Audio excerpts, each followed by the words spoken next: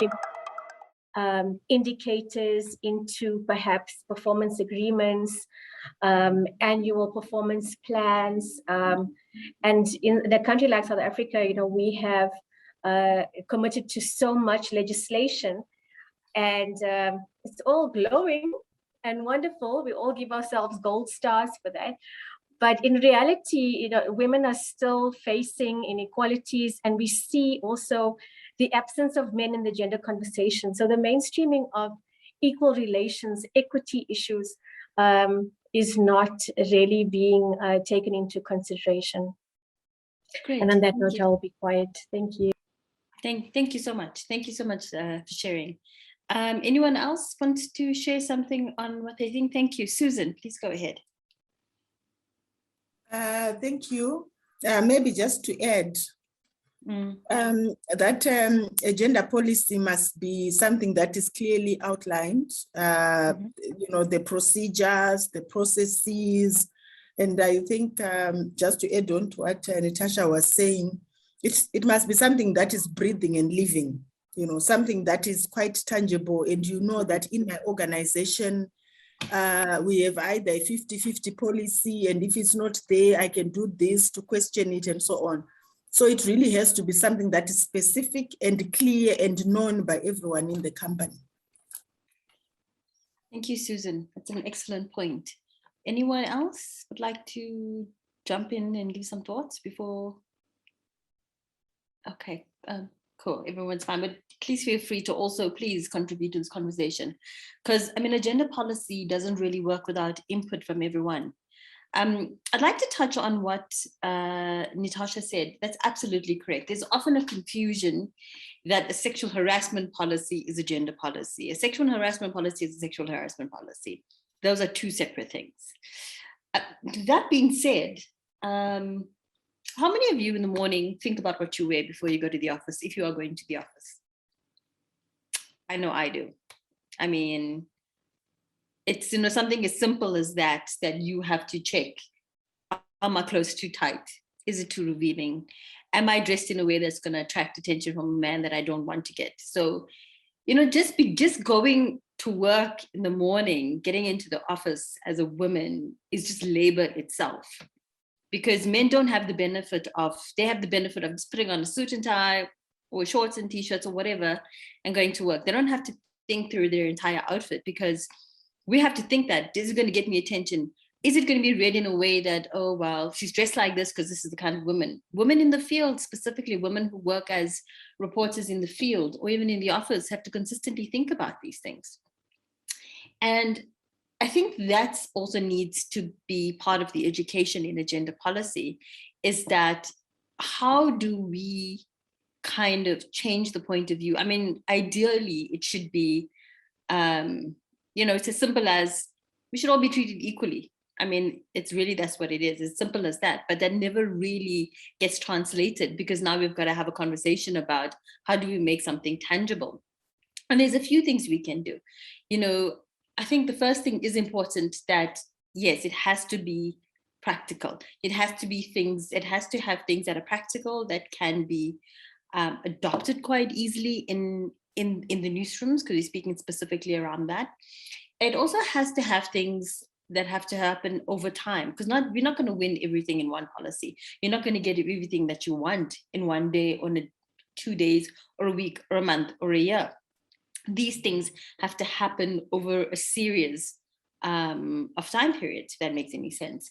So I think the first thing I want to find out as well, specifically of women who are working, what are some of the things that you've experienced that you would like to see change? There's some things it's going to take us years to change. We're still fighting this battle. This is why we're having this conference. And there's some things that can have practical applications that could happen almost immediately. And it's also just, a shift of thinking. Talking from my own personal experience, currently where I work, I'm very grateful to work in a place where the people that I work for take this as a serious and considered approach to kind of consistently thinking about our policies, all of our policies, not just one policy that's going to be a gender policy, but all your policies should be looked at from, and dare I say this, from a feminist point of view. It should always have that. And how do you do that? How do you do that? How do you kind of, you have to start that wave of thinking to sort of considerably think all your policies should be looking from that point of view. And what does that mean? That means that, you know, policies should always be speaking to women. It should be getting their input in it. I'm just going to ask a few questions. How many of you are working mothers here? How many of you working mothers? Just quick hand up. My hand is down. Working mothers, for example. I mean, for example, and in newsrooms, you find that if you're a working mother and if you have to take off, can't work on the weekend because you don't have childcare available, then immediately you're considered not working hard enough. But if you're a woman who doesn't have any children and you're single, you should be working on the weekends because you don't have any kids. So it's kind of, you're damned if you do, if you're damned if you don't. And how do you address that? How do you address that in a workplace that sees you as a person with a skill set rather than a person who has these sort of other personal things that come attached to them that's now going to have an impact on your work? You know, these are the conversations that need to be happening in your newsrooms. You need to be open about it. I think that's also part of the process. Part of the process is talking about these things, talking about it amongst yourselves, talking about it with your, I would say, your managers, talking about it with your colleagues and how you can change that culture, because often these are the kind of cultures that need to be changed. It's that point of view that needs to be changed consistently, because as much as we have a policy in place, there also has to be work done to change the culture and how people look and view on what a gender policy is. Are there any questions or any thoughts at this point?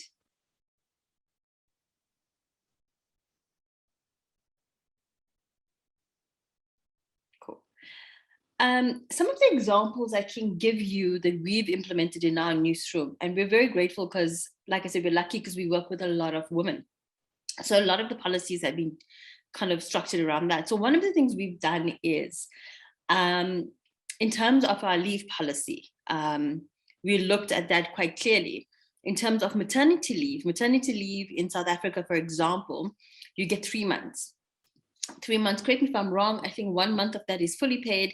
The rest of it is, you get half a salary, 50% of your salary or less. The rest has to be collected for unpaid leaves for fathers. The rest of it has to be collected, by the unemployment fund, which your employer pays. So this is not problem. This is a problematic system, because with unemployment fund, with the UIF, you find that women wait months to get that salary, to get that half of the salary. Sometimes they take years and they never get it, sometimes over a year. So for between 3 months, most women are relying on half the salary. What happens in the case of a single mother who doesn't have the support of a partner financially? And so she's surviving on half a salary. What we've decided, and I think a lot of companies, and this for me goes tangible, is part of the gender policy, but also part of, like I said, this is why all policies need to take a feminist point of view, is that we've instituted a 4-month fully paid maternity leave from our side. So mothers don't have to go stand in line waiting to collect the UIF. You know, it's that little bit that helps, that makes a huge difference. The other policies we've looked at is, and this is a very practical way of doing things so that it's easily applicable. And these are small little things. So for example, also attended to the sick leave, I think it's important to have things like taking days off when you have your period, when you're feeling sick. That should be part of your sick leave. You should be entitled to that, because things like that, it's biological. Nobody has control over it. And that's another way of kind of putting less pressure on women of being in the office. So you shouldn't have to feel guilty for not feeling well. If you're not feeling well, you're having a heavy period, you shouldn't have to feel bad about taking that day off or told to soldier on, which is often what happens. We've also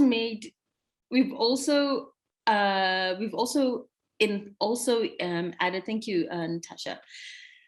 We've also introduced making sure that we have considered supplies of sanitary pads for women.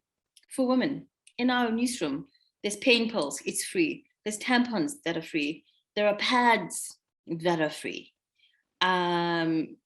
There's just to make your life easier. If you do want to come to work, come to work. If you're struggling, there's a whole bunch of things there to help you get through it. You know, these little things, these little things are what makes work a little bit easier.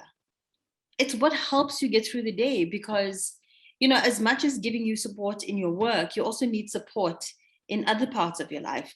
You know, women, and I'm sure you've seen this throughout consistently, throughout the decades and throughout even COVID now, you have to work at home. You have to still be a mother to your child. A lot of that labor is still on you. And the support is diminished to give you, you're just accepted to be like Superwoman. You know, those are the kind of names they give you. Superwoman, superhero names, because that's the titles you have to live to. No one can live up to those titles. It's impossible. Nobody has the time or the energy to do any of those things. It's just, it's a ridiculous expectation to put on women that expects them to live up to these standards. And if you can't, then you're considered a failure, right? And what needs to be put in place is realistic. That's what's realistically expected of men should also be realistically expected of you, because I think that would be a fair system. Do we have any, Susan, I have a question from you. Do we have any policies that address gender equality in the context of disability? We have an overall policy that, of course, does not discriminate at all over equality across disability. So we currently don't have anything specific on that, but I think it's a very important question to look at. You know, these policies should also be intersectional. We must remember these things. They, you know, it's so complicated. You know, we're living in complicated times. You know, there's issues around class, there's issues around gender, there's issues around, you know, sexuality, which also should be forming part of a gender policy, because no gender policy can be progressive or be considered a gender policy if it excludes people specifically from the LGBTQI community. You know, that has to be considered all the time. That's not a gender policy. Gender policies are not just about being a woman. It's about ensuring that people of all genders have access to things, that all genders are treated fairly, that all genders are treated in a way that's respectful, because all of this amounts to people's human rights. I'm just going to pause here for a second and just see if there's any thoughts before we continue.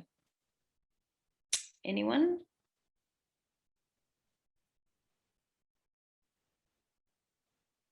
Can I ask for some questions? I just want to ask about people's own experiences in the newsrooms, and to kind of see what you've experienced in your own job and career, specifically in terms of that being discriminated against you and your gender. If you can give me some examples, and we can talk through how those things can be addressed through these policies.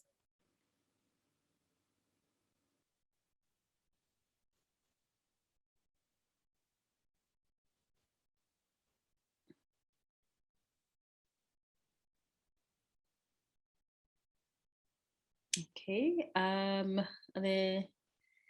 cool. I was saying, can anyone share with me an example of what they've experienced in their own kind of work environment that could be considered discrimination against their gender? So I want to see what kind of examples, so we can see how that could be, how the gender policy can respond to those examples. Thank you. Natasha? Sorry, it feels like I'm dominating the conversation. This is the last time I will speak. I experience microaggressions all the time because I'm a woman, because you're young, and you also have a position of authority. People don't often take that your title as, you know, that you that it has any meaning almost. So I'm actually writing something at the moment where men, when they are interviewed for jobs, they are graded on their potential for success, whereas women are graded on their actual success. So what have they actually achieved? So that I actually read that yesterday, and I was so flabbergasted by that, because I was like, how can that really be? And this was from research done on an anonymous survey in 86 countries. I mean, it's not, you can't say that, it's just isolated to certain cultures or certain ideologies almost. I feel like it's a pandemic that has been with us from the year dot. But that's what I experienced. And it's so hard to quantify, because really, Monica, like if you say that, you experience a microaggression, people just say, oh, overreacting and, take off your feminist lens, etc. But it can be something as small as you're trying to solve a problem and then you provide a rational solution or perhaps a strategy, and then a man at the same table repeats it, and then they are celebrated over you, like, oh wow, that's a great idea, but actually you said it like 10 or 15 minutes ago. So I really experienced that, and I don't actually know when or how that can end. Thank you.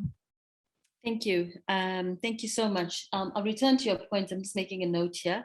Thank you. I just want to read, okay, go ahead, Marcia, and then I'll read out Mona.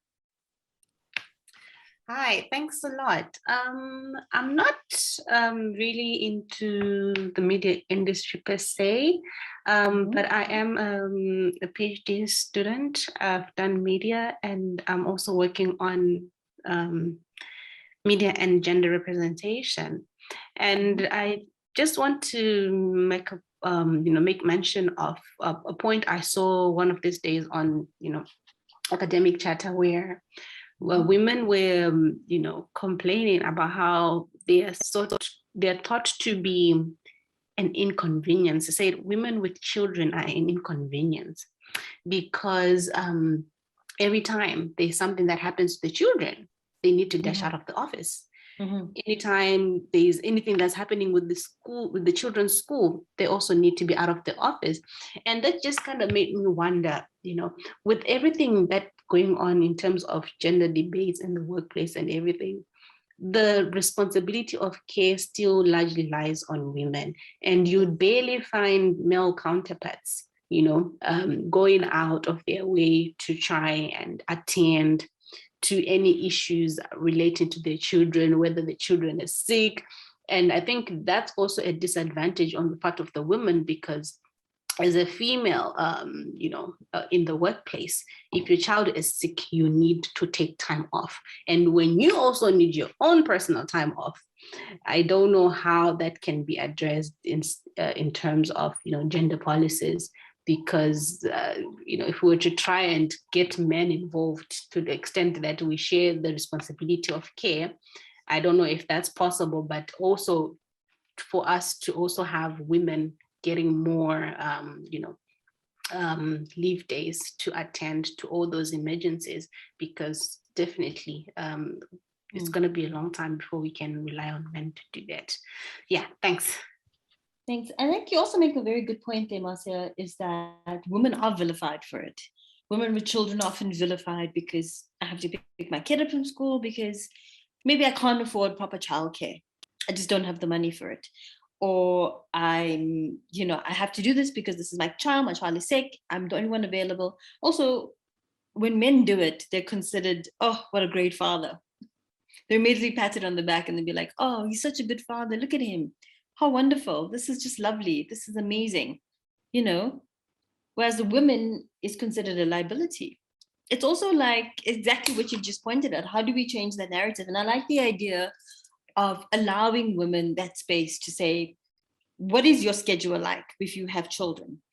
This is something that should be part of the policy when you chat to your manager or your employer and say, what is your childcare like? Where can we support you? Where can we say, okay, let's adjust your working schedule so that you can fit in to be able to do these things and still do your job and still be able to say, not that you're not able to do your job, but we can fit that into your schedule. I think that's a kind of approach that we need to be thinking about. We need to be thinking about what's practical instead of saying, oh, well, she's never at work because she's busy with fetching her kids, taking a kid to this, taking a child to that, doing this, going there. You should structure it around that. I mean, I think COVID working remotely has shown us, all of us, that there are ways in which we can do this. We don't have to work in the traditional ways that we've been working over the last, I don't know, since forever. You know, the 9 to 5. The 9 to 5 is been reworked. Everyone has shown this, that we can't be doing those things, and there's no reason why that can't be adjusted and aligned. I think I just want to go to Mona. Mona, you said, I think even before the newsrooms, we need to address those issues in the media schools and how we can ensure that gender mainstreaming in different subjects. 100%, Mona, absolutely agree with you. I think, you know, there's been a conversation that's been going on, you know, like that curriculum has to start from there. Not only just there at media schools, why don't we have, you know, we have different beats in newsroom. We cover politics with seriousness.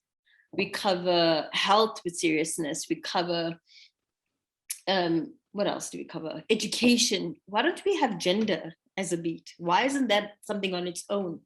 And we cover that with as much seriousness as we put in weight and throw them much resources as we do covering everything else. I mean, I've been advocating this for a long time. And I think that is probably the most important thing, is that even at the journalism schools, we should be teaching people, we should be teaching young people that gender needs to consistently play a role in the work that we do, in how we tell stories.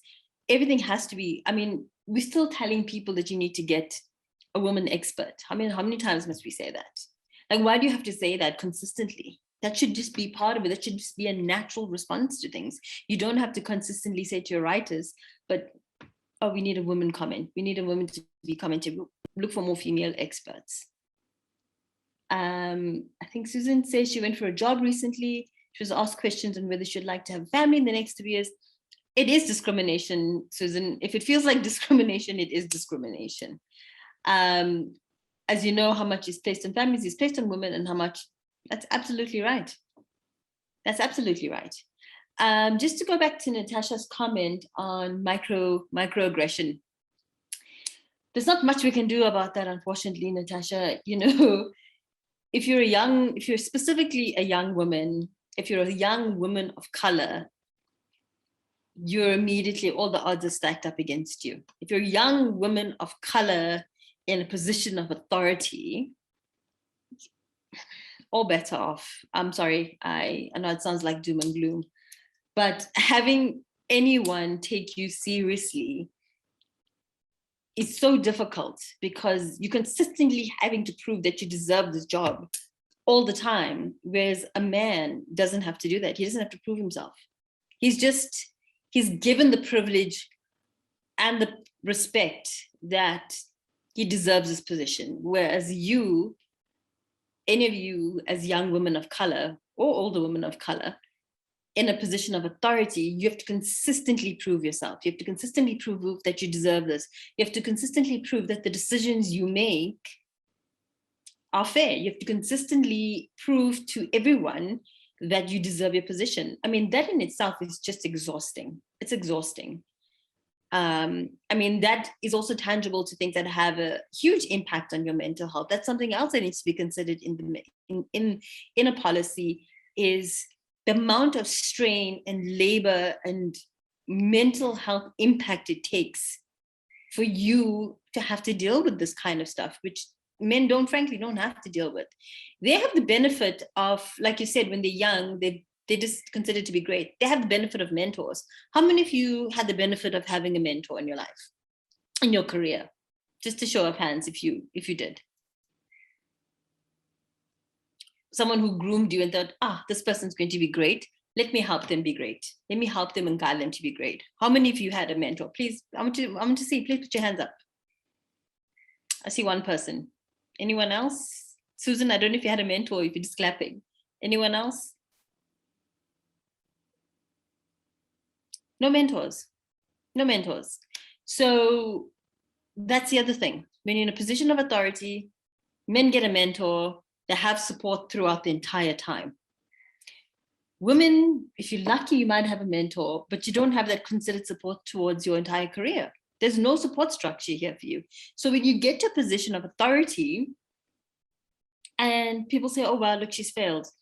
Whereas this man who's been in a position of authority is being groomed for success. He's got all the support, he's got a mentor, he's got everything that he needs in order for him to succeed. And when you don't have the same level of support or mentorship, you're obviously not going to be able to achieve that. It's going to be so much harder for you to be on that level, and you immediately get critiqued on the same things when you haven't had the benefit of the same education in terms of that. I don't know, Mona, sorry, Susan, I think, did you have your hand up? Did you want to say something or?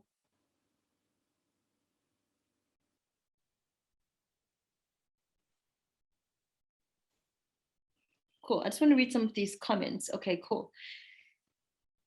So Mona says that even when a man leader makes a mistake, they see it as one man's failure, but if they come from a woman leader, they see it as a failure of all women. Absolutely correct. Absolutely. We get judged as based of a collective gender rather than an individual. Even on a board, when you're appointed to marriage, you just have to prove you're correct. It's very stressful. It is very stressful. Sometimes women do not want to help women. They want to take the full attention. Look, I think sometimes there has been a lot of critique of that, Mona, is that, you know, it's complicated. And this is what I found, and this is how the structures have been formulated over decades, is that the pool of women that are consistently promoted and put into positions of authority, they are often the same women that are consistently promoted from this one pool. And so the pool doesn't go down deeper. There's no kind of, because they make us feel like we're competing with each other. That's what they do.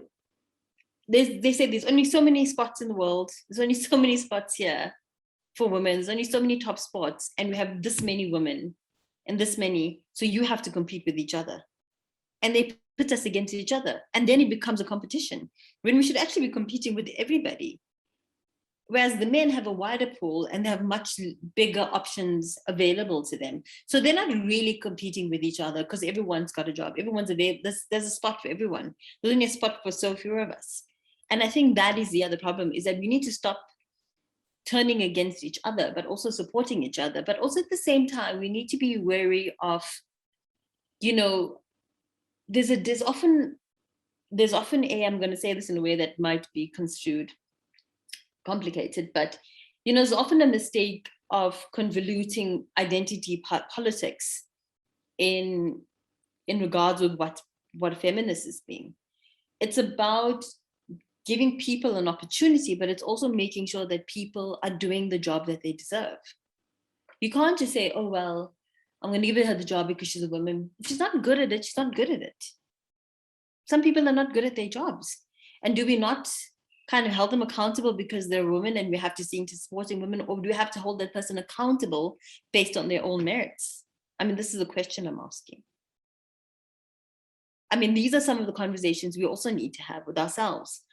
The mental stress that comes from this and the emotional stress that comes from this, you often find, you know, the pressure at this level, when you're at a level of authority, I mean, you eventually want to think, is it even worth it? Is it worth me going through all this, putting myself through all this anxiety, stress, mental health, trauma, drinking copious amounts of wine just to get through it? Is it worth it? I don't know. I'm putting that there as a question. Do you think it's worth it? How much is too much? How much is too much? And when do you eventually get to a point when you're like, actually, I can't anymore. I don't have the support. I don't have anyone backing me up here. When I make a decision and if someone questions my decision, does anyone back you up in these meetings? For example, let's just think about that kind of support. When you're in a meeting and you've said something and you disagree with the collective and you've said, well, this is what I've said. Do you have these? Do you have support from other people who stand up and say, hey, that's a great idea. Why don't we do it like this? How many of you have that support?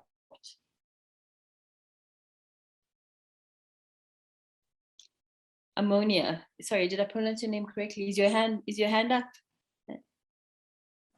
Yes, sorry, you did No, pronounce go it ahead. correctly. Sorry, did I pronounce it correctly? I'm so sorry. Please forgive me if I haven't. No, it's fine. Thank you so much for the opportunity to speak. I'm a PhD student, but I did work for a while. And when you were saying these things, one of the things I could remember when working, that there was this no support that I could see, but there was something I felt like it was my right responsibility to create that support. So what I did was to talk with women who were on the same level with me and like, let's find a way to help ourselves. And then those who are coming behind us will see us, even though we're not having that in front of us. So, but it was kind of a little bit difficult. Like Mona said, women, sometimes we are our competitors. And they felt like, oh, you're trying to do this to push us away so that you get the recognition. But in a way, I was able to let people see that it is that community that the men do have.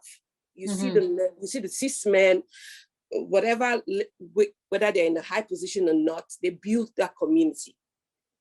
So the need for us to also create that community, that network, is something that I felt I don't need to see it to do it, but knowing that it exists, it could be created, So I was able to do that. And that was what I brought in when I came in for my PhD. Was the first PhD program I went in. I was being looked down because I came from Africa and I had an accent, and I had female professors who were always picking on my work. Oh, we don't do this like this in America. We don't do this this is an African work. We based more on US centric. And I'm like, but you allowed me in because of this is what I said I'm interested in. So I saw that as negative and I said, I can't be here. I have to move on. So I had to leave that environment to look for specific places where I would be able to build my support. I needed that environment to build my community. So I had to change, and we applied to another school, got accepted, and I got there and fortunately met wonderful mentors, professors that were ready to mentor. And that helped me start building the community. So today, my department never had much students from Africa applying, but for the first time, we have about 20 students from Africa in the department, because we were able to, the few ones there, we built that community and reached out and like, come, you could study media and communication in Midwest US from Africa. And it's happening, and these women are coming, they're happy to be here because there's a community for them to feel that sense of belonging. And so it's not like saying, oh, I don't have a mentor. We could create that community and start to mentor both ourselves and others. And when we start to spread that would help the women more to be cooperative, collaborative than becoming competitive. So we need to change the narrative. We need to change the dynamics. If we can do that, and then we'll start to see those sense of understanding that gender inequality starts from we, the women. We don't need the men to change it for us. We'll do the changes and say, this is what we want. And you have to listen and take cognizance of the fact that we are the same physically, mentally, spiritually, intellectually with you as a man.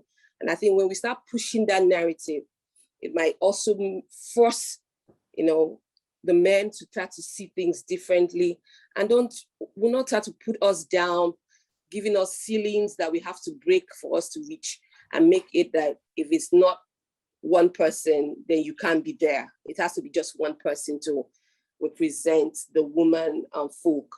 So if we can create those narratives ourselves, I think that will help us a lot in changing the way things are being seen. Great, thank you so much. I really like what you had to say about building a community. I think that's a very important point. And I think that is a great approach to look at, is about building a community of support. It's about being able to say, if I'm critical of you, the critique is not personal. If I'm critiquing the work that you're doing, it's based on your work. It's not based on my any personal issues. It's not based on a personality. It's not based on your gender. It's based on the actual work that I'm critiquing. Because often people take that personally. That's what I've experienced. It's very difficult. People don't like to be criticized. Nobody likes to be criticized. People don't like being critiqued because people internalize that. They've been internalizing it. Oh, they're saying I'm terrible at my work. Sometimes things don't work. Sometimes the work isn't good enough. And I think that's fair to say that. But in a way that says the work isn't good enough. You haven't done this. Let me help you and let me show you and let me give you feedback on how this can be done in a better way. That's another way of building a community and helping people. And I think it's also about language, right? It's also about training your mind and readjusting yourself consistently about the language that we use. Because often we do that. We often do that, right? We often do that because the language that has been existed and we've been taught that we've been, I don't want to say, I guess in a way, it's been ingrained in us through culture, through family, through school, through society, through, so many social media, that's the thing. But so you have to consistently also be responsible to do that checks yourself. You have to check. And if someone in your space, in the area is using language that you should call them out on that and say, that's not how you should be saying things. This is what it means when you say this. And I think it's also about consistently educating the people around you in a way that, makes them understand. I mean, people can take it any way they want to take it.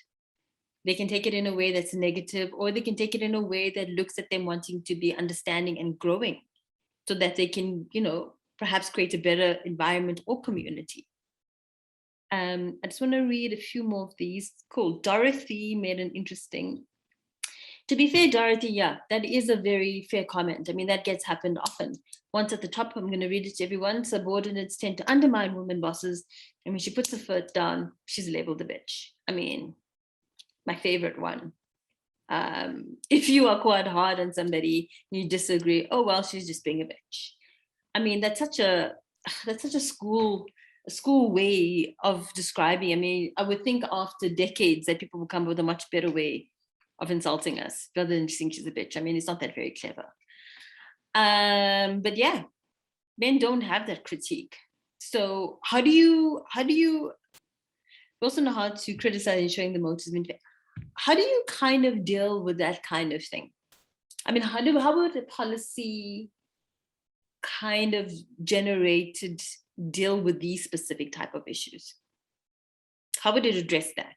Because these are valuable things, and this goes towards, is it going towards the overall culture of the spaces that we operate in? I think that's, like I've said this before, that kind of needs to be looked at. Do you have regular workshops in the places that you guys operate in around sexual harassment with your colleagues? Is it explained to people, or is it just a policy sent out and people have to read them? Or is there an actual kind of conversation around it, or a meeting saying, these are the policies, this is what it means, this is how it should be implemented? Is there any sort of that happening with organizations that people are at? Let me just have a look. There's more people here. Anyone? Ammonia? I would say where I work. Sorry, Dorothy, go ahead. Sorry, go ahead, Dorothy. Yes, we do have a policy on sexual harassment. Mm-hmm. So we are required to undergo a training and then you sign, but that seems to be it. So once you have signed, then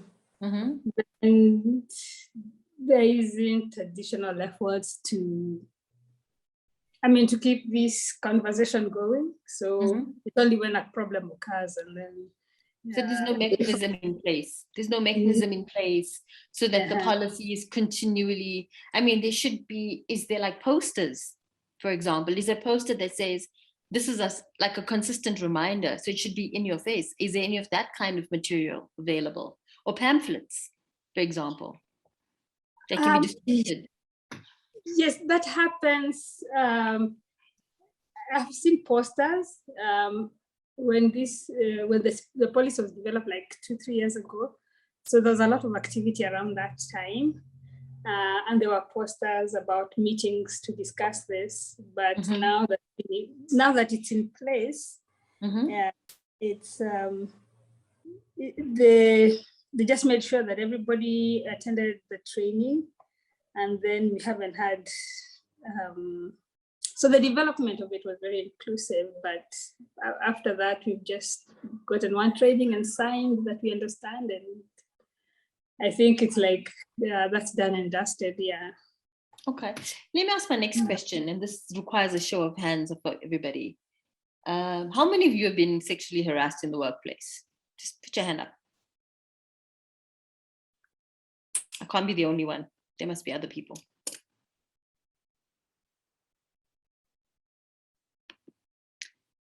Or outside of your work, just put up your hands.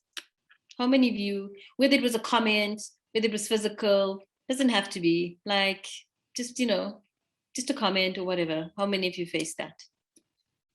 Or sexual discrimination or gender discrimination in any way?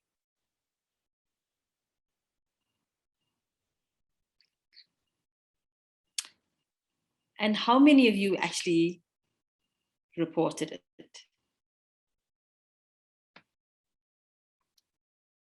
How many of you actually reported it?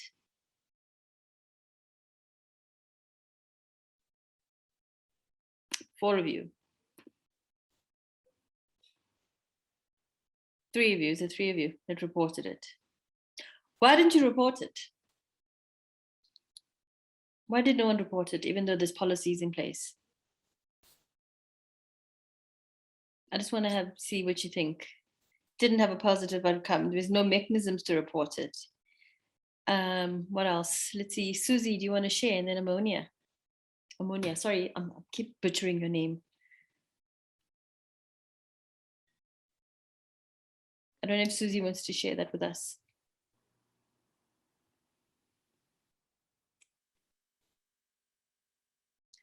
Okay, you felt like you were being overreacted. Ammonia, you want to share something with us? For me, the reason why I couldn't report was it was the so-called policymakers that was also doing the same thing. So of course. I mean, I'm not surprised. That doesn't surprise me. Of course. Exactly. Of course. Why didn't I think of that? Of course, it must have been. Cool. So it became like no brainer. Keep it to yourself. Yeah. It's because there's no mechanism in place. Or you report it and nothing comes out of it. Susie reported and nothing came out of it. So there's a policy in place, but how many of you trust the system? How many of you trust the system or trust it, that somebody will actually do something about it? None of us, right? No one's hand is up. I'm going to take that as everybody. Dorothy was told, so I told a friend who taught me to rebuff the person, and it worked. Susie doesn't trust the system. Susan, you want to say something? Yes, I want to say, for me, when I reported, definitely, I think like most people, it wasn't about trusting the system. It was about trusting the person. Yeah. I happened to be in a position where I was a head of a unit at a national broadcaster. And then I happened to have an opportunity where the Minister of Gender had come to visit on a tour. So that's how it came out. That's when, because she sort of mentioned it, if there are issues, what, women. So I then said, well, if you are serious, what's happening here is A, B, C, D. But it was, I think because it was done so openly, there was no choice except to take action. But yes, the action was taken. It then happened that I changed jobs, and guess what? The guys came back, but I'd left the organization. Okay. So here in South Africa, we have a human resources department that basically you can report to, and it gets into it just becomes much more processed, right? There's red tape. You're having to deal with this. If nothing gets happened, then you do have to work with the perpetrator consistently. Most of us don't feel supported in this process. Do we trust it? No. Do we trust the system? No. It's in place there, but we're still scared because we don't, and we are afraid. Because some of us, we do stand up, nothing happens. And then when you do, you still get vilified for it. So I think that's also part of the sexual harassment policy, which is different from a gender policy. But I think in the gender policy, we also need to have things in place where you feel safe. It's about creating safe spaces, right?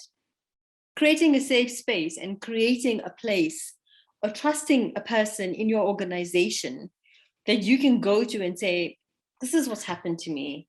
This is how I've been discriminated, or this is how I've been sexually harassed according to this policy. And then having a space in which you can feel heard, your complaints can be taken seriously and something can be done about it. That, I think, is one of the most important things that needs to be done in terms of a policy is great on paper, but it's an implementation of it that matters, right? It's implementation of it and how that policy is enforced, but also how it's going to go further down the line. Like, what is going to happen to the people who do come forward? How are they going to get supported? Are they safe? How do we kind of deal with this? And that is, for me, is one of the fundamental issues that are lacking, is that there's no space created for that. Susie, I don't know if you still have your hand up if you want to say something.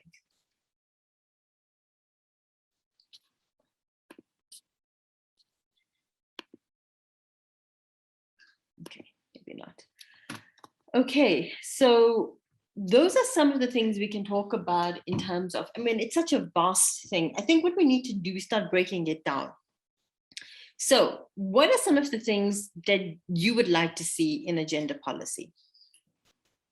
What do you think? So we talked about the culture, we talk about support, we talk about there being, sexual harassment needs to be a different policy, a separate policy. We talked about it being inclusive. We talked about practical application, things that can be practical, that need to be across all the policies that you have in your specific organizations.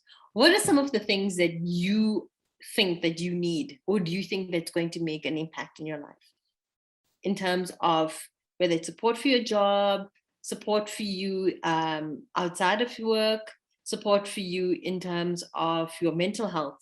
I mean, we never speak much about that. Are there any policies at your organization that cater to that? Because that goes to a lot of things that people experience in the workplace.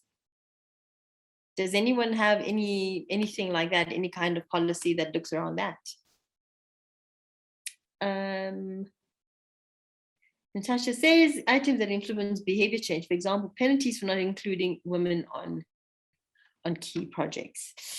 That's quite a thing. How does it work in terms of, okay, let me ask a question like this rather. In a newsroom, I'm going to speak specifically because I come from a newsroom, and for the women in newsrooms, and I suppose it can be applicable to the others that also are PhD students or in a different kind of environment. How often does your editor or your supervisor or your manager or whatever come to you and say, you get the big story, or assign you the big story? How often do you get that? Anyone's hand? I want to see anyone's hands up. No hands up. How often does it go to men? The big story of the day, or the big project of the day?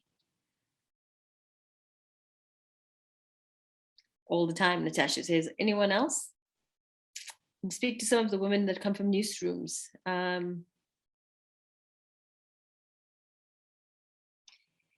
We should all go for the big story. That's right. We should go for the big story, Mona. But there's sometimes when people are assigned stories. There's sometimes when the stories are given to specific people. Has anyone noticed that? How do you challenge that, for example, when you know that should be your story? And it's going to come to you. Also, we should talk about safety in the field. How many of you have experienced any kind of violence in the field, or of being, I'm talking specifically about reporters in the field, or any kind of discrimination?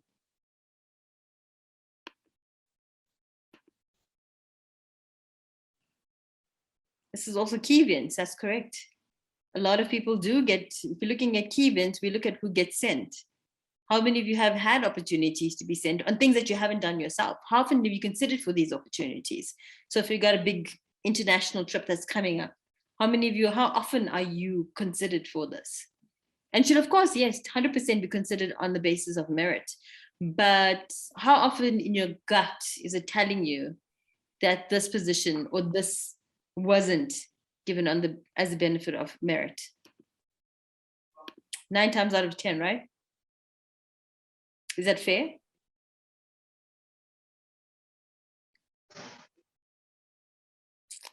Someone saying something?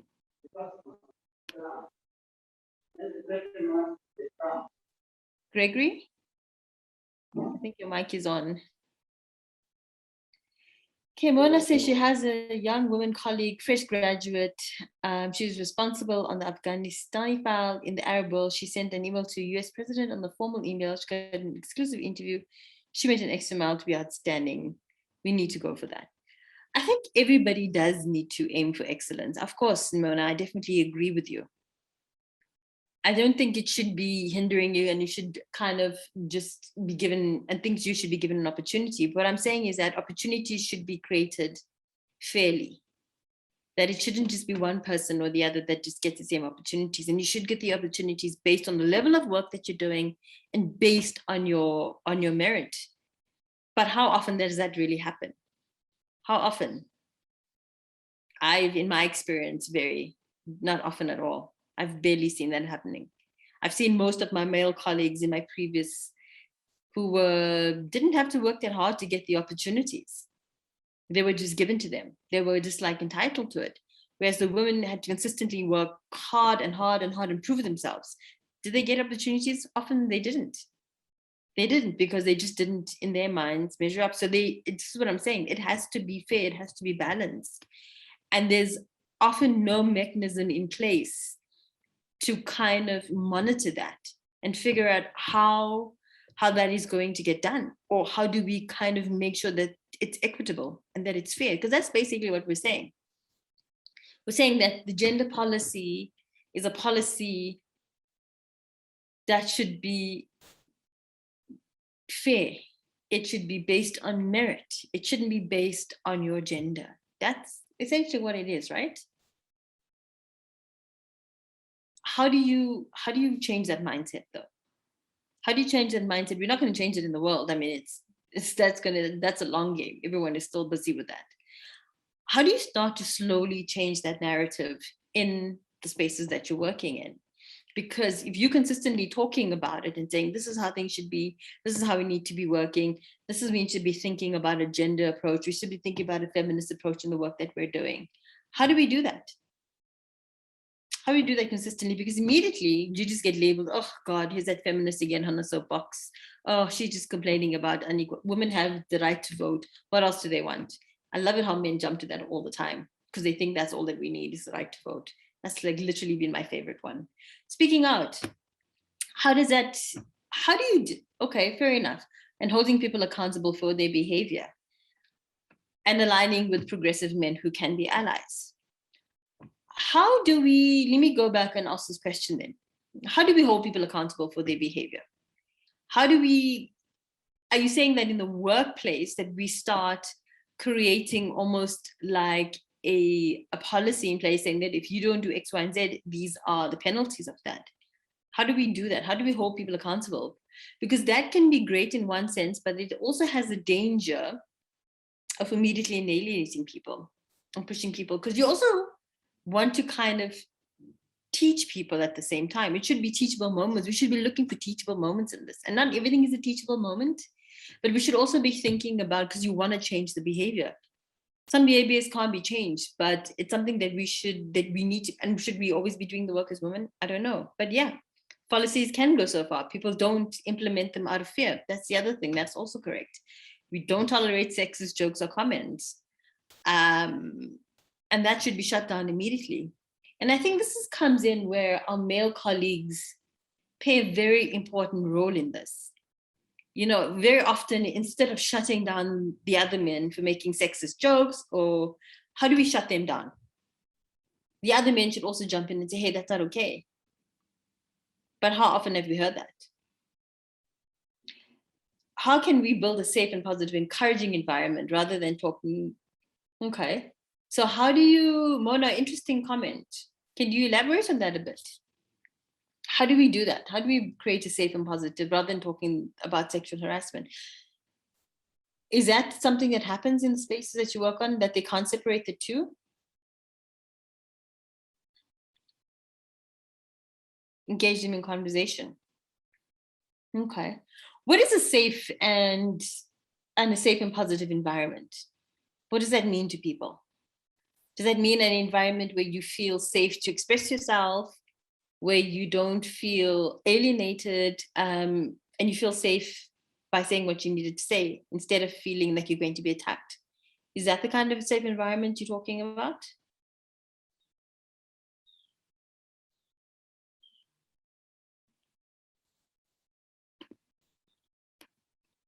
Does anyone have any response to that in terms of, ideally, what would you like to see? What would be your ideal working space?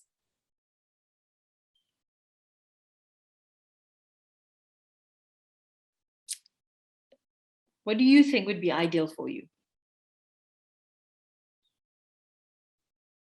Let's just say best case scenario. You could have everything you wanted and someone said to you, you can design the ideal space for you as a woman.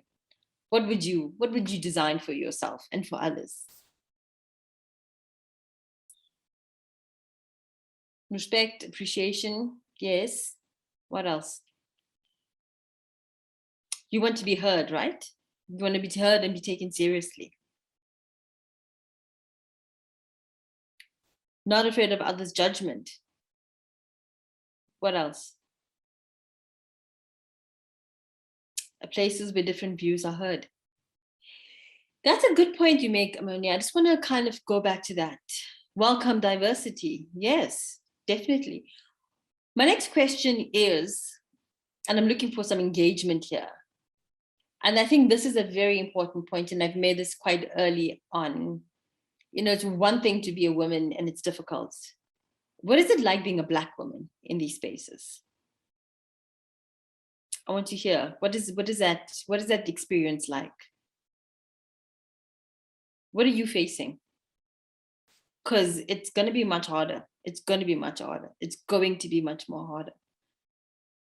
I mean, we have to be honest, race does factor in immediately. Black women are immediately have it harder. Does anyone want to share in terms of what they've experienced as a woman of color?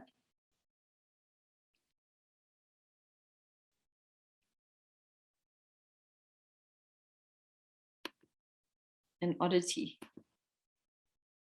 We do welcome diversity. Sorry, go ahead. Maybe I can briefly. Dorothy, yeah, go ahead, Dorothy. Okay. I think I always felt quite normal until I went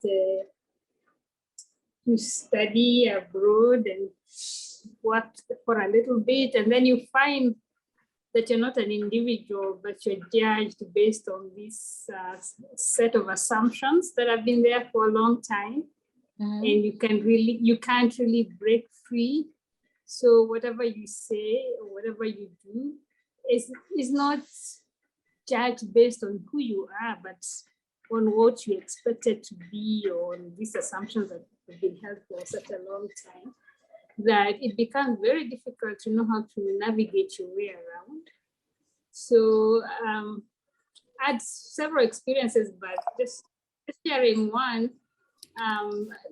Remember leading a late night class at around 9 o'clock with my Caucasian colleague and friend. And we went to tell the professor that, we went individually to her office to tell her that we the printer was not working and we couldn't give her papers. So she went first and she was told, fine, we drop it tomorrow. So she was like, you go in. She said, okay, because we wanted to go for dinner together after that. So I went in and she said, well, are you sure you did your work? I need you to send me an email and then you can bring me your paper tomorrow. So my friend's like, can we go? I'm like, no, I have to email it right now. She's like, no. But she told me I could just go. I was like, no, I don't want to fail the course. I have to email her right away. So you find, and yet it's not like I'd failed to submit any of my assignments. I was a pretty good student, so there was no basis for thinking that I was lying. But over and over you confront such issues. So so I think coming back home made me feel more safe and more whole. But then I still get into those scenarios because I go for workshops, international conferences and meetings, and go through the whole thing again. And so it's kind of, I don't know, it's like you even need to humanize yourself or prove your humanity, I think. That's how it feels like sometimes. Yeah, thanks. Thank you, Dorothy. I think that's exactly right. I think that, and I see there was a comment here about most of the newsrooms are made of people of color. Yes, they are. They are. But there is a systematic and historical bias that's been there for decades, specifically against women of color. It's been there. And as much as we kind of navigate and try to move towards something a little bit more, something more inclusive, it's still there and it'll still happen consistently. I mean, I still see it.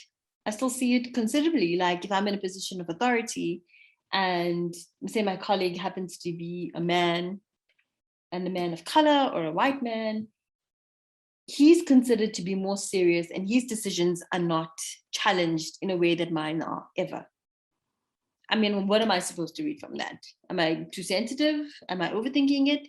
Maybe my decisions were terrible, but then I think, but I've made the same decisions they've made. I've made the same rulings they've made, but theirs never get challenged, mine get challenged. So there's only one way to read that, right?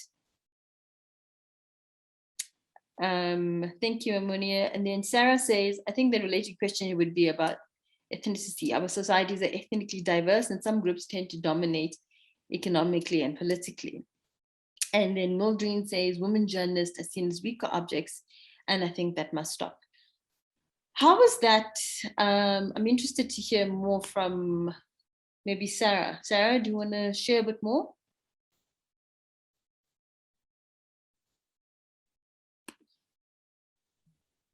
I'm assuming you're talking from experience. I don't know if she's here.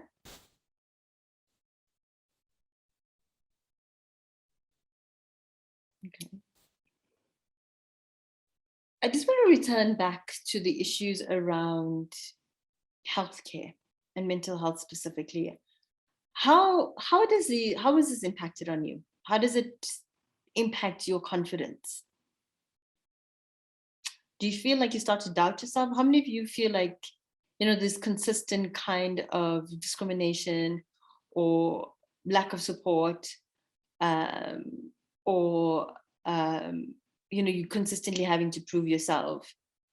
How has this impacted you as an individual? How is it? I mean, at some point, do you get to the point where you're like, I'm exhausted, I'm tired, I'm exhausted, I'm tired.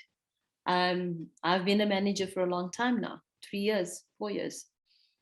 Is it get to a point where I feel like it's not sustainable? Do I feel like, do I keep going?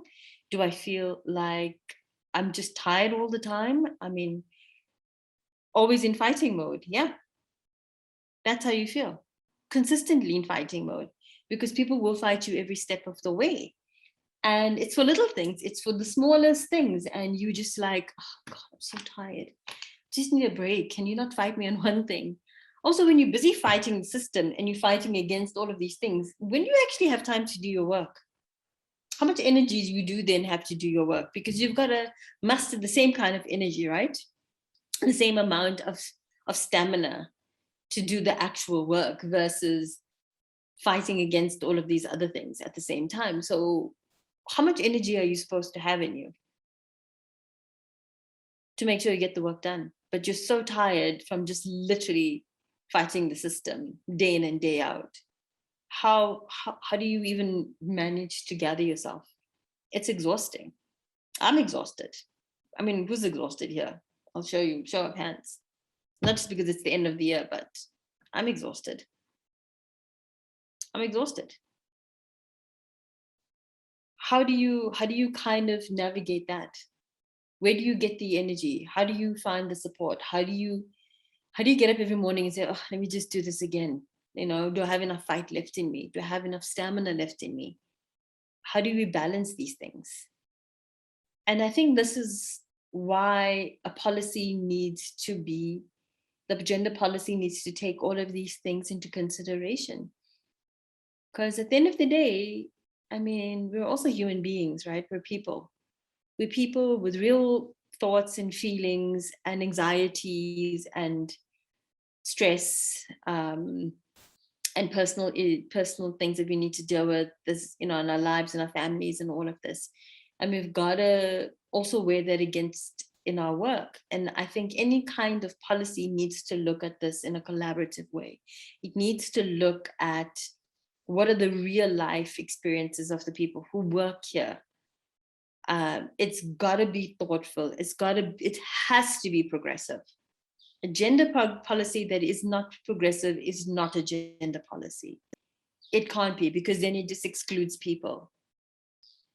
And that's not, that defeats the whole point of it. So in drafting it, I think there are several things we need to think about. What do we want to achieve? The definition of it. Have we defined it? What does it mean? How do we take these steps? What does it need to include?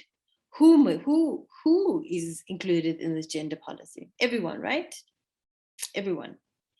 How do we support people? How do we create a safe space? How do we create a space where people can talk about things that they've experienced and hear what they're saying? Because often when you say something, some people are often preparing their response to you because they think everything's going to be a fight. Not everything has to be a fight. It can be a discussion. It can be a conversation. It can be a workshop. And I think that any organization or company or media organization or place of study, if it's looking at drafting and creating and instilling a gender policy, it has to be collaborative. It has to have the conversation with all the people in that system or that organization contribute to that. Because it's fine for me to say X, Y, and Z, because I'm also talking about my own experiences and things that I've seen throughout my life and my career and the work that I've done. But my experience is different from your experience, and it's different from Dorothy's experience, for example. It's different from Sarah's experience. It could be similar in some, but it's different because we come from different societies, we come from different places, and things are somewhat different. So it has to be catered for that environment and for those people, for that specific country, for that company, for that space. Because I can't take a policy that works in South Africa and give it to someone who works in Kenya and expect to work exactly the same. That's not going to work. We have different rules, we have different laws, we have different cultural experiences. And that has to make sure it has to be catered. Otherwise, it's just not going to work. It's just going to be another piece of paper that nobody listens to, nobody wants to implement. And the implementation is often the most important thing. Implementation, how do you implement it? How do you implement it? You implement it in different stages, because implementing a whole big policy at the same time is like, oh, it's so big and scary. Oh no, they want too much from us. Can't do this. It's bit by bit. You do it slowly so that it becomes part of the culture. You do it, you divide it into several parts, maybe part 1, 2, and 3. Part 1, you phase in. You put a timeline on it. You have a series of programs aligned to it. So we'll have a workshop, we'll have a talk, we'll have posters, we will have considered checkings, we will have, I guess, feedback from people. And once people get used to phase 1 and it becomes a part of their routine, then you can put part 2 and then part 3. And that's the way you slowly kind of introduce these things and make sure there's a monitoring mechanism in place. Make sure so you have to monitor it. You have to do considered checkings. You have to make sure that it's working. If it doesn't work, then you should be able to change something. There should be a conversation around this part of the policy doesn't work. How can we amend it? Because remember, policies also change with times. We should also be able to make it a piece of document. It should be a living document because we can't think of everything at the same time.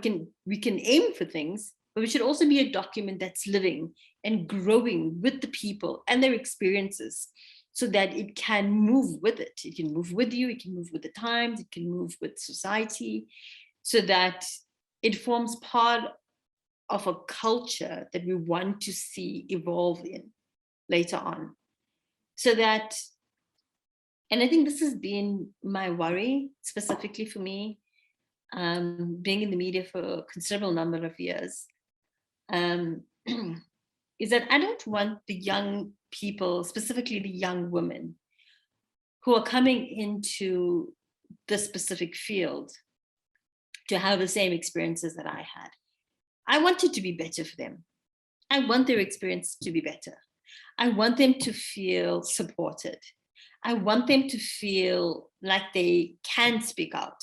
And I want them to feel like they have opportunities and that they will be given the same opportunities as their male counterparts, and that they will be judged and weighed based on the merit of their work. I want all of those things to happen. I don't want them to be in the same position I was. Nobody wants that. I don't want them to have that. Unfortunately, I'm finding that we've regressed, right? We've regressed. We've gone back somehow. And that the same experiences I was having when I was younger are the same experiences that they're having. I don't know what we've done, or don't know what's been happening over the last few decades, that nothing has changed there.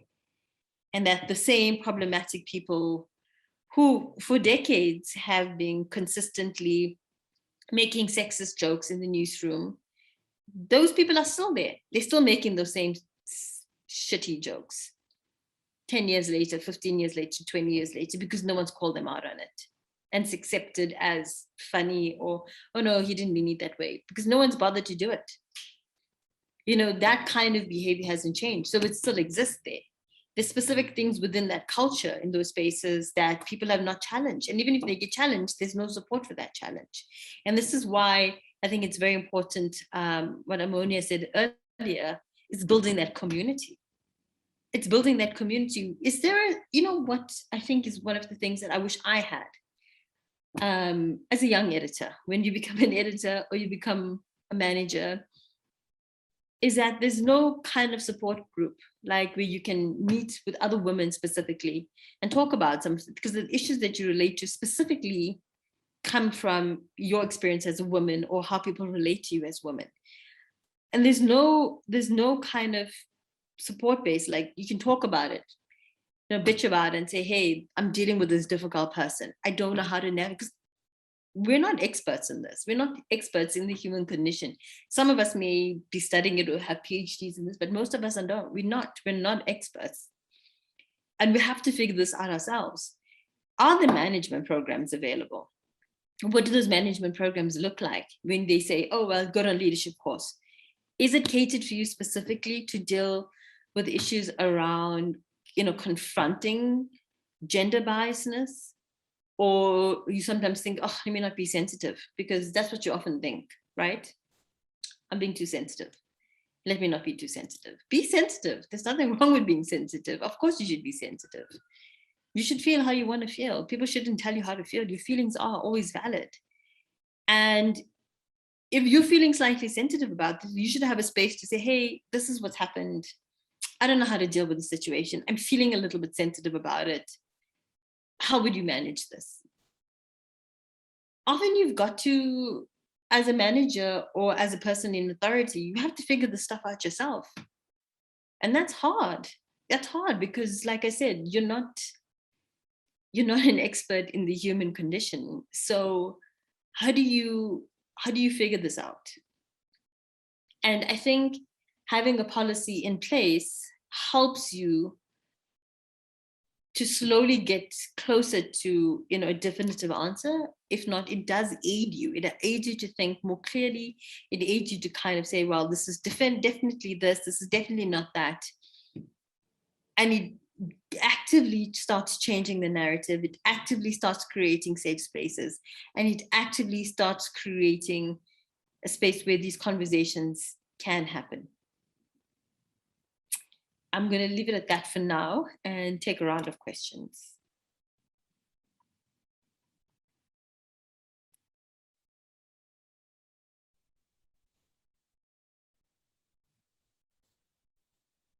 Does anyone have any questions? Any thoughts? Anything they want to share?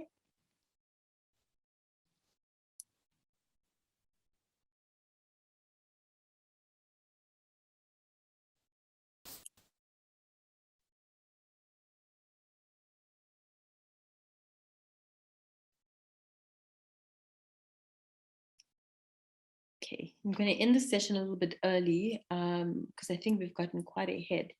So before I do, I just want to make sure that nobody else has something to say or has any parting thoughts that they'd like to share with me over the rest of the workshop, which I hope has been helpful.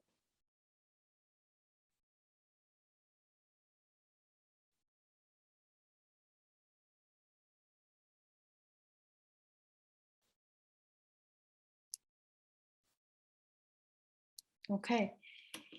Thank you very much. I'm available on email if anyone has further questions they'd like to ask or discussions or ideas. I'm happy to take that. Thank you for attending. Thank you to everyone who has contributed to the conversation. It's been very, very interesting and insightful. I'd really like to, hear more from other people. I'm always interested to see how things operate in different countries. It seems like we have shared experiences, of course. So thank you very much. I'm just going to put my email address here in the chat for everyone. So if you do want to send me some thoughts, please, there you go. Please go ahead and do so. And also remember that this is an ongoing process for all of us. We consistently have to think through these things and how we can make our working spaces better for ourselves and for the people that we're coming, because that's what we're also creating. We're creating an environment that we want to be safe for other people at the same time, as much as it is for us.